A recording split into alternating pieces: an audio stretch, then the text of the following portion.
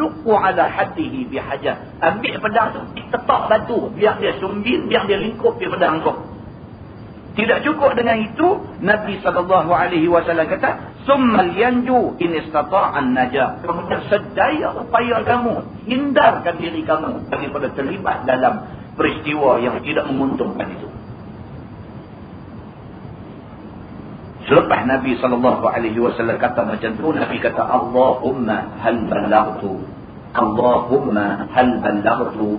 Allahumma hal ballaghtu. 3 kali Nabi kata, Ya Allah, aku sudah sampaikan apa yang kamu suruh. Ya Allah, aku sudah sampaikan apa yang kamu suruh. Ya Allah, aku sudah sampaikan apa yang kamu suruh.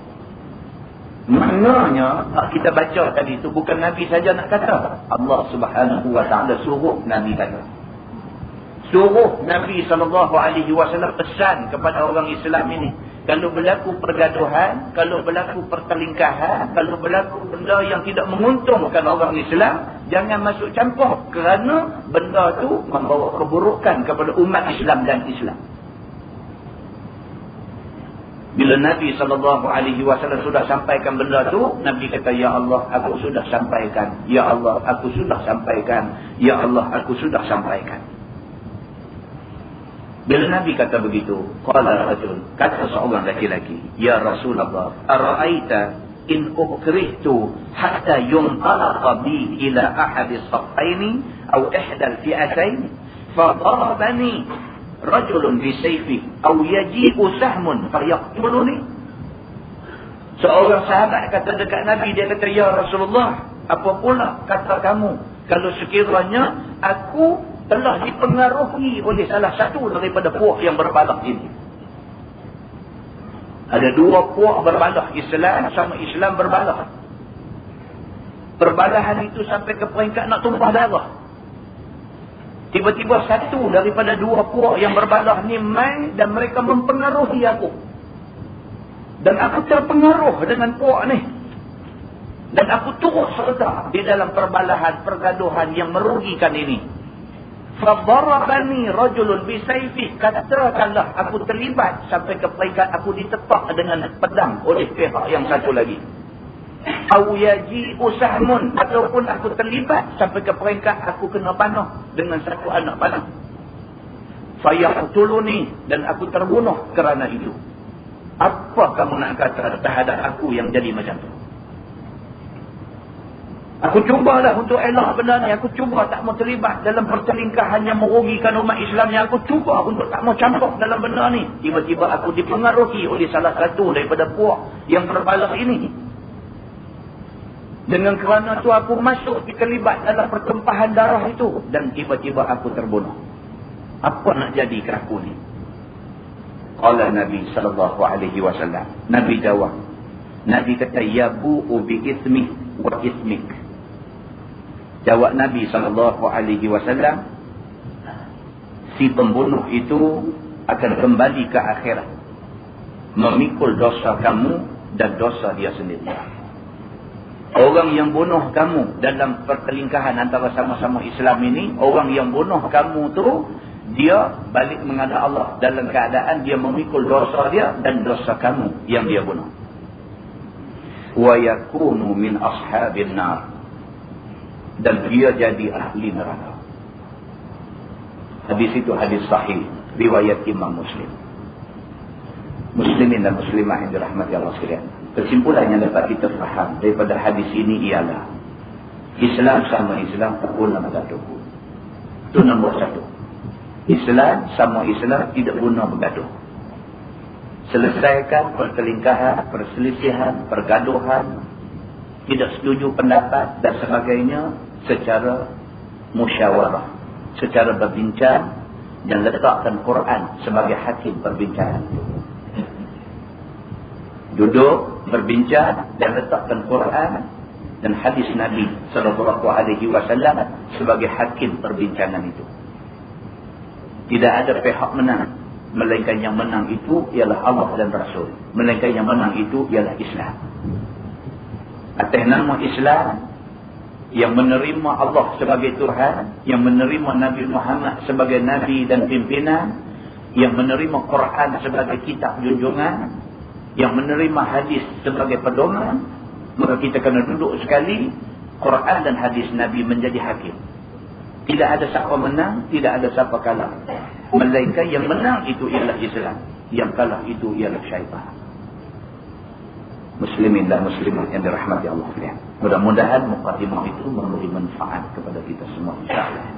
Kita menggunakan Bahrul Mazi jilid 17. Bahrul Mazi jilid 17.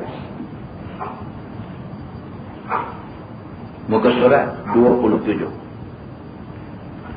Muka surat 27. Kita masuk satu masalah baru yang juga ada kaitan dengan yang kita baca pada bulan 2 dulu. Masalah dia kata hisab yang dihalusi. Masih lagi perbincangan yang kita bincang pada bulan lepas. Cerita tentang hisab di padang mahsyar. Bulan lepas kita tengok ada orang yang dihisab secara mudah, dan ada orang yang dihisab secara halus. Yang dimaksudkan dengan hisab secara halus itu ialah dia tanya detail, dia tanya secara halus. Kalau kata kamu semayang tak, dia tanya kamu semayang di mana, kamu semayang dengan siapa, pukul berapa kamu semayang. Ini dia panggil hisab yang halus, yang kita dah bincang pada bulan lepas. Malam ni dia kata hisab yang dihalusi. Maka tidaklah semua orang dihisab dengan hisab yang dihalusi. Bahkan setengah orang dihalusi dan setengah orang tidak halus hisabnya. Dia tak tentu. Ada orang Allah Subhanahu Wa Taala kira lebih kurang aja. Siapa orang yang Allah Subhanahu Wa Taala kira lebih kurang ni? Orang yang baik-baik.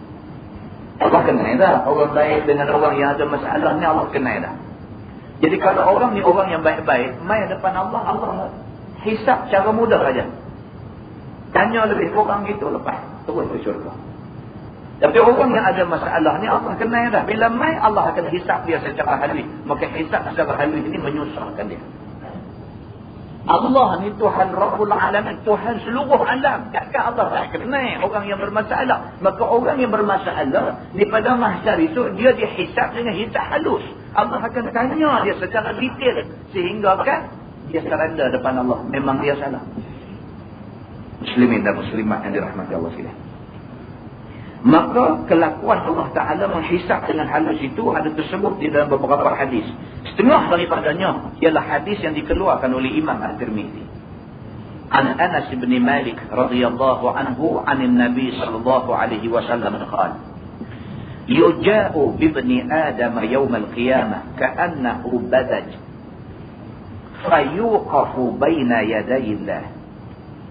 Diriwayatkan oleh seorang sahabat Nabi sallallahu alaihi wasallam namanya Anas bin Malik radhiyallahu anhu. Telah diriwayatkan hadis ini daripada Nabi sallallahu alaihi wasallam bersabda ia. Didatangkan seorang anak Adam pada hari kiamat seolah-olah dia anak biri-biri yang kecil. Itu dia. Nabi kata hari kiamat esok manusia dibawa ke depan Tuhan. Hal keadaan manusia ketika bawa depan Tuhan ni ka'annahu bazajun.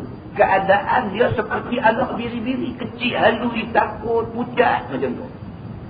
Dia buat contoh tu. Nabi nak buat contoh kata punya kecoknya, punya kecutnya perut, punya takutnya manusia di depan kebesaran Allah Subhanahu Wa Taala ni bila bawa di depan Tuhan ni manusia yang hebat atas dunia ni ka'annahu bazaj, seperti anak kambing biri-biri. Yakni dibawa anak Adam, dibawa seseorang manusia itu ke hadapan Tuhan dengan kecutnya dan dengan hina rupanya. Nak habaq lagu mana lagi? Dibawa di depan Allah Subhanahu Wa Taala tu hal keadaan manusia tu kecut, takut, ketak. Allah yang mengetahui macam mana kecil halusnya dia bila dia dibawa ke depan Tuhan yang Maha Besar. Mungkus dia kata. Macam anak biri-biri kecil dalam kesejukan. Tu keadaan anak biri-biri kecil sejuk tu dia panggil mungkus. Macam mana kan? Macam tepung bungkus itu keadaan. Begitu.